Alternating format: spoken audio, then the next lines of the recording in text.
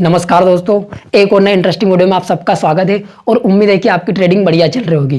दोस्तों, आज के इस वीडियो में हम एक बेसिक पॉइंट्स पे बात करने वाले हैं जो डाउ थ्योरी का है। अब आप ये पूछोगे कि डाउ थ्योरी क्या है, तो डाउ थ्योरी बेसिकली डाउ नामक एक व्यक्ति ने दी थी और उनके साथ एक जोन्स उनके फ्रेंड भी थे, उन्होंने भी दी थी। तो दोनों ने मिलकर कुछ पॉइंट्स बनाए थे शेयर मार्केट पर। ये तब बनाया था जब डिजिटल दुनिया नहीं थी, तब मोबाइल या लैपटॉप वगैरह नहीं थे, जब ये सारा का सारा काम ऑफलाइन चलता था। और आपने सुना होगा डाउ जोन्स। ये डाउ जोन्स अमेरिका का एक इंडस्ट्रियल इंडेक्स है जहाँ पर अमेरिका की सब लगभग बड़ी कंपनी आती है, तो वो उन्हीं के नाम पर बनाया गया है। तो उन्होंने जो पॉइंट्स दिए थे वो उस अमेरिकन मार्केट के हिसाब से दिए थे, लेकिन वही के वही पॉइंट अगर हम देखें तो सारे के सारे ग्लोबल मार्केट पर अपना असर छोड़ते हैं और उन्हें फॉलो करते हैं।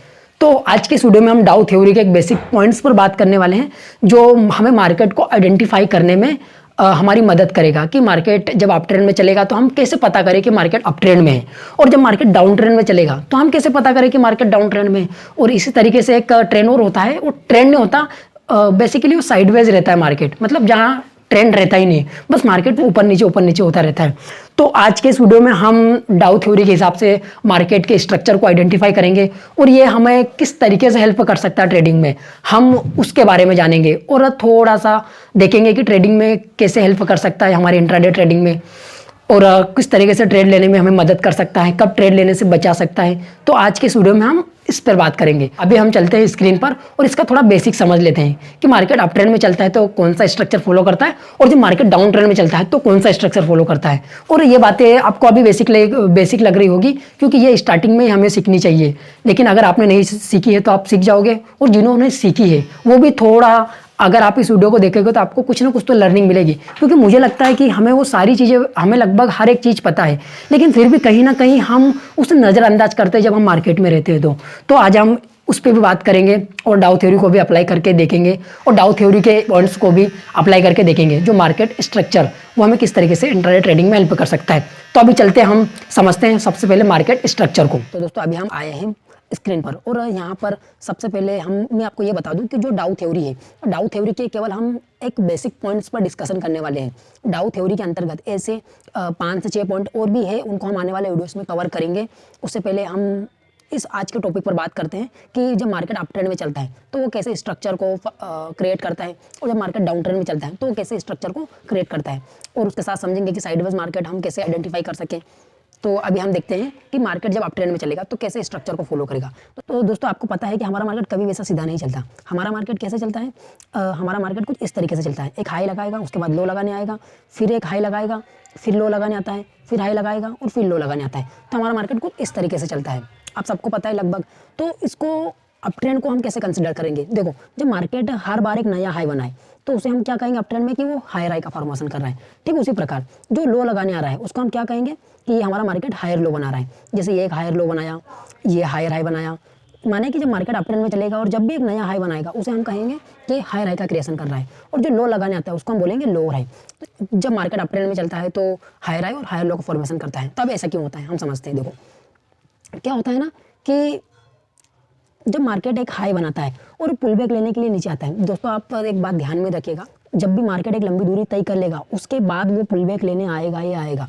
और ये पुल बैक क्यों हो सकती है, हो सकता है यहाँ पर कोई रेजिस्टेंस हो, या यहाँ पर प्रॉफिट बुकिंग आई हो जिन्होंने यहाँ पर एंट्री करी थी, उस कारण एक पुल बैक लेने आएगा ही आएगा। लेकिन लोगों को पता भी है कि मार्केट अप ट्रेंड में चल रहा है तो उसके साथ कोई ना कोई सी ट्रेंड लाइन चलती होगी।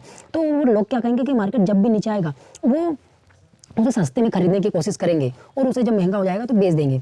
हम भी ऐसे ही करते हैं, जब मार्केट एक पुल बैक लेता है तो हम पुल बैक में बाई करते हैं, और जब मार्केट एक नया हाई बनाता है तब हम बेच देते हैं। तो ऐसा कैसा हायर हाई और हायर लो के क्रिएशन में होता है। और ये डाउ और जोन्स ने आज से लगभग 30 से 40 साल पहले ये थ्योरी दे दी थी जो अभी तक मार्केट में वर्क करती है।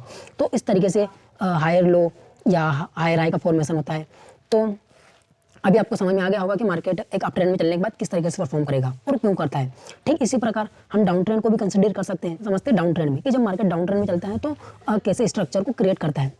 अभी हम मालूम करते हैं कि मार्केट ऊपर से नीचे आ रहा है। जब मार्केट नीचे आता है एक लो लगाता है, लो लगाने के बाद क्या करता है, या तो प्रॉफिट बुकिंग आती है या यहाँ पर किसी को वैल्यू ऑफ एरिया दिखता है तो वहाँ पर बाइंग करता है। उसके लिए मार्केट क्या करता है, एक पुल बैक लेता है। और जनरली क्या होता है, पुल बैक लेने के बाद मार्केट को अगर डाउन ट्रेंड में आगे और जाना रहेगा तो मार्केट के इस लो को ब्रेक करना पड़ेगा। तो जैसे ही मार्केट इस लो को ब्रेक करेगा और एक नया लो बनाएगा, नया लो बनाने के बाद फिर से पुल बैक लेगा और एक लो बनाएगा, फिर से इस लो को ब्रेक करेगा। और फिर एक पुल बैक लेगा और फिर ऐसे नीचे चलेगा। तो अगर अप ट्रेंड में भी ऐसा चल रहा था, लेकिन अप ट्रेंड में क्या बना रहा था, वो हायर हाई और हायर लॉस बना रहा था। लेकिन यहाँ पर जब मार्केट डाउन ट्रेंड में चलेगा तो मार्केट क्या बनाएगा, लोअर हाई का फॉर्मेशन करेगा और लोअर लो का फॉर्मेशन करेगा, लोअर हाई का फॉर्मेशन करेगा और लोअर हाई का फॉर्मेशन करेगा। अब ऐसा क्यों होता है, मार्केट लोअर हाई का फॉर्मेशन क्यों करता है? मैंने क्या बोला, हो सकता है किसी को यहाँ पर, किसी ने यहाँ पर शॉर्ट किया हो, या यहाँ पर शॉर्ट किया हो, या यहाँ पर शॉर्ट किया हो। तो जब मार्केट एक पर्टिकुलर जगह पर शॉर्ट किया जाता है तो कहीं ना कहीं तो प्रॉफिट में बुकिंग आएगी। तो जो पुल बैक होता है, हो सकता है जनरली यहाँ पर प्रॉफिट बुकिंग के कारण आई हो, या किसी को यहाँ पर बाइंग दिखी हो तो बाइंग करी हो। तो इस तरीके से मार्केट लोअर हाई में आगे बढ़ता है। अभी आपको समझ में आया होगा कि मार्केट जब लोअर हाई को क्रिएशन करता है तो किस तरीके से आगे परफॉर्म करता है। अब हम बात करते हैं कि मार्केट जब साइडवेज रहता है तो कैसा होता है जनरली। देखो क्या होता है ना, जब मार्केट साइडवेज रहेगा, एग्जांपल के लिए मान लो मार्केट एक हाई बनाता है, उसके बाद एक लो बनाता है। अब मार्केट ने लो बना दिया, फिर मार्केट फिर से क्या करेगा, एक हायर हाई बना देता है, और मार्केट हायर हाई बनाने के बाद फिर से ज़्यादा दूर नहीं जाता, ज़्यादा ऊपर नहीं जाता, और छोटा सा लो बना के फिर से नीचे आ जाता है। फिर ऐसे बीच में कहीं ऐसा हायर हाई हायर लो, कभी हायर हाई बनाएगा, कभी हायर लो बनाएगा, ऐसा चलता रहता है और एक रेंज का फॉर्मेशन कर देता है। उसके बाद हम वेट करते हैं कि मार्केट अगर ऊपर जाएगा तो ऊपर निकलेंगे, इसके साथ चले जाएंगे, और अगर मार्केट नीचे आएगा तो इसके साथ हम नीचे चले जाएंगे। तो ये होता है हमारा साइडवेज मार्केट। तो अभी आपको समझ में आया होगा कि मार्केट का क्रिएशन कैसे होता है। अब ये तो हो गए, हमने 3 तरह के ट्रेंड देख लिए, अप ट्रेंड, डाउन ट्रेंड और साइडवेज मार्केट। अब हम बात करते हैं कि मार्केट में जब रिवर्सल लगने वाला होगा तो कैसे रिवर्सल लगने वाला होगा। हमने क्या पढ़ा अभी कि मार्केट अप ट्रेंड में कुछ ऐसा चलेगा, हाई हाई और हाई लो का फॉर्मेशन करेगा, करता है ऐसा जनरली। अब हम कब कंसिडर करेंगे कि मार्केट में ट्रेंड चेंज हो गया, जब तक मार्केट पिछले अपने लोअर हाई को ब्रेक नहीं करता तब तक हम ये नहीं कह सकते कि मार्केट में अभी ट्रेंड चेंज हुआ है। हो सकता है मार्केट यहाँ से सपोर्ट लेके फिर से ऊपर चला जाए, और अगर मार्केट ने इसे ब्रेक करके रिटेस्ट करके नीचे चला गया और एक लोअर हाई का फॉर्मेशन और लोअर लो का फॉर्मेशन कर दिया तो हम कहेंगे कि मार्केट में ट्रेंड चेंज हो गया है। तो इस तरीके से हम ट्रेंड रिवर्सल को आइडेंटिफाई करते हैं कि मार्केट में ट्रेंड चेंज हो गया या ट्रेंड रिवर्सल होने वाला है। दोस्तों मार्केट जनरली क्या होता है, जब डाउन ट्रेंड में चलता है तो कुछ इस तरीके से फॉर्मेशन करता है, आपने देखा होगा। तो अब हम ये कब कह सकते हैं कि मार्केट में ट्रेंड चेंज हो गया, जब तक मार्केट अपने पिछले रेजिस्टेंस को, जो अभी मार्केट ने लोअर हाई बनाया था, जब तक इसको ब्रेक करके ऊपर नहीं निकलता तब तक हम यह नहीं कह सकते कि मार्केट में अभी ट्रेंड रिवर्सल हुआ है। अगर मान लो मार्केट यहीं से वापस रिएक्शन ले लेता तो फिर से एक लो ब्रेक करता और आगे कंटिन्यू हो जाता डाउन ट्रेंड में। लेकिन मार्केट अगर अपने पिछले रेजिस्टेंस को या लोअर हाई को ब्रेक करके ऊपर निकलता है और नए हाई को ब्रेक करता है तो हम ये कह सकते हैं कि मार्केट में ट्रेंड रिवर्सल हो गया है, ट्रेंड चेंज हो गया है। इस तरीके से हम मार्केट के स्ट्रक्चर को समझ सकते हैं और छोटे टाइम फ्रेम पर भी जनरली 5 मिनट में ट्रेड करते हैं। और मार्केट जब भी ऐसे छोटे टाइम फ्रेम पर अगर ट्रेड करेगा या लोअर हाई और लोअर लो का फॉर्मेशन करेगा तो क्या होगा ना कि एक ट्रेंड लाइन उनके साथ चलेगी और वो ट्रेंड लाइन से बार बार रिजेक्शन लेते हैं, माने कि ट्रेंड लाइन उसके साथ रेजिस्टेंस का काम करती है। और अब ट्रेंड में अगर ऐसा चलेगा तो एक ट्रेंड लाइन के पास से सपोर्ट लेगा ही लेगा, तो वहाँ पर वो क्या करता है, सपोर्ट लेने का काम करता है। तो इस तरीके से हम ट्रेंडिंग मार्केट में ट्रेंड लाइन के थ्रू भी बाइंग और सेलिंग कर सकते हैं। तो ये हमने कुछ बात करी डाउ थ्योरी के बेसिक पॉइंट्स की, जो हमें मार्केट का स्ट्रक्चर बताता है कि कब अप ट्रेंड लगने वाला है, कब डाउन ट्रेंड लगने वाला है और कब मार्केट रिवर्सल होने वाला है। और इनकी सहायता से हम डेली टाइम फ्रेम पर भी ट्रेंड देख सकते हैं, 1 आवर पर या छोटे टाइम फ्रेम पर अगर इस तरीके से क्रिएशन हो रहा है लोअर लो या लोअर हाई का या ट्रेंडिंग मार्केट है तो हम ट्रेड कर सकते हैं। तो ये मैंने टाटा मोटर्स का चार्ट खोल के रखा है, तो यहाँ पर हम समझते हैं कि मार्केट डाउन ट्रेंड में किस तरीके से लोअर हाई का और लोअर लो का फॉर्मेशन करता है। तो दोस्तों एग्जांपल देखो, हम क्या करते हैं कि मान लो मार्केट ने एक लो लगाया है, यहाँ पर ऊपर से नीचे आया और एक लो लगाया। लो लगाने के बाद जनरली मैंने क्या बोला था कि मार्केट एक पुल बैक लेगा। अगर क्या होता है कि हम अगर इसी पुल बैक में इधर कहीं एंट्री लेते कि मार्केट ने जैसे यहाँ पर इसको ब्रेक किया है सपोर्ट को, और अगर हम यहीं एंट्री ले लेते कि मार्केट ने ब्रेक कर दिया सपोर्ट को तो ये और नीचे जाएगा। लेकिन अब हम ये देखना भूल जाते हैं कि मार्केट इतनी लंबी दूरी तय कर चुका है, वो सीधा एकदम नीचे नहीं जा सकता, उसको कहीं ना कहीं तो पुल बैक लेना पड़ेगा। पुल बैक लेने के बाद अगर इस लो को ब्रेक करता है तो वो नीचे जा सकता है, ये हो सकता है क्योंकि प्राइस एक्शन हमें ऐसा ही बताता है। तो यहाँ पर क्या हुआ कि मार्केट एक लो बनाता है, लो बनाने के बाद मार्केट एक हायर है, उसके बाद फिर से मार्केट लोअर लो बनाता है, फिर मार्केट ऊपर जाता है, माने पुल बैक लेता है, जिसको हम क्या कहेंगे लोअर हाई। तो मार्केट जब भी डाउन ट्रेंड में चलेगा तो कुछ इस तरीके से चलेगा, एक लो बनाएगा फिर हाई बनाने जाएगा, फिर लो बनाएगा फिर हाई बनाने जाएगा। और जब भी मार्केट ने हमने पिछले लोअर हाई को ब्रेक कर दिया, समझो वहाँ से ट्रेंड में चेंज आने की संभावना ज़्यादा हो जाएगी। और मैंने ये भी बताया कि मार्केट जब चलेगा डाउन ट्रेंड में या अप ट्रेंड में तो वो ट्रेंड लाइन के सहारे से चलेगा। जैसे यहाँ पर भी एक ट्रेंड लाइन अगर ड्रॉ करे तो वो भी हो रही है, तो डाउन ट्रेंड में इस तरीके से फॉर्मेशन करता है। अब हम अप ट्रेंड में देखते हैं, अप ट्रेंड में अगर देखेंगे हम तो मार्केट क्या कर रहा है, एक हाई लगाता है, हाई लगाने के बाद फिर से लो लगाने आता है, क्योंकि प्राइस एक्शन ऐसे ही चलता है। जब भी मार्केट एक लंबी दूरी तय करेगा, लंबी दूरी तय करने के बाद अगर हम सोचे कि यहाँ से ब्रेकआउट हुआ है तो ब्रेकआउट पर एंट्री ले ले, लेकिन उसके पीछे में ये भी देखना पड़ेगा कि मार्केट ने कितना अभी मूव किया है, क्योंकि अगर मार्केट ने एक लंबा मूव कर लिया होगा तो वो अभी थक गया है, उसको एक पुल बैक लेना जरूरी है।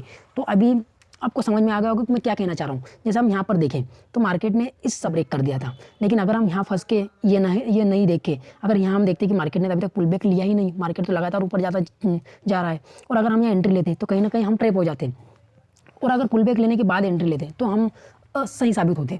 तो यहाँ पर कुछ इस तरीके से हम लोग ट्रैप होते हैं ब्रेकडाउन या ब्रेकआउट में। तो जब मार्केट पुल बैक लेना आता है मतलब एक हायर लो बनाता है और ये फिर हायर हाई बनाता है, तो इस तरीके से अब ट्रेंड में चल रहा है। अब मैंने ये भी बताया था कि हम ट्रेंड को कैसे समझेंगे कि चेंज हो गया है। तो मैंने क्या बोला कि मार्केट जब भी अपने पिछले एक लो को जो उसने लोअर हाई बनाया था अगर उसको ब्रेक कर रहा है तो हम ये कह सकते हैं कि मार्केट में ट्रेंड चेंज हो गया है या होने वाला है, जब तक मार्केट अपना एक नया लो न बना दे। जैसे यहाँ पर मार्केट ने इस लो को ब्रेक करने के बाद मार्केट ऊपर जाता है और फिर से इस लो को ब्रेक करता है, तो हमें संभावना ज़्यादा मिल गई कि मार्केट में ट्रेंड चेंज हो गया है। तो इस तरीके से हम मार्केट के स्ट्रक्चर को समझ सकते हैं छोटे टाइम फ्रेम पर भी, और हम एक ट्रेंड लाइन के थ्रू हमारी एंट्री भी बना सकते हैं, जैसे यहाँ पर टाटा मोटर्स में बनी है। तो हर एक चार्ट्स में स्टॉक्स के या निफ्टी 50 या आप इंडेक्स कोई सा भी ले लो तो उनमें ये प्राइस एक्शन चलता रहता है, लेकिन हम नज़रअंदाज कर देते हैं। हमें लगता है कि प्राइस इतना गिर गया है तो और नीचे गिरेगा, हम ट्रैप हो जाते हैं और मार्केट ऊपर चले जाते हैं और हम पुल बैक में बाहर हो जाते हैं और हमारा ऐसे लेट हो जाता है। लेकिन अगर हम वेट करें कि मार्केट इतना गिर गया उसके बाद और क्या नीचे जाएगा, थोड़ा सा पुल बैक जरूरी है, उसके बाद अगर हम इधर कहीं सेल ऑन राइज करें या जहाँ पर ट्रेंड लाइन चलती आ रही है तो वहाँ पर संभावना ज़्यादा रहेगी कि हम प्रॉफिट में निकलेंगे। तो इस तरीके से चार्ट में हमने अभी देखा। तो उम्मीद है आपको ये वीडियो पसंद आया होगा, और अगर वीडियो पसंद आए तो वीडियो को लाइक करें, और अगर चैनल पर नए हो तो चैनल को सब्सक्राइब करें। बाकी वीडियो देखने के लिए धन्यवाद दोस्तों।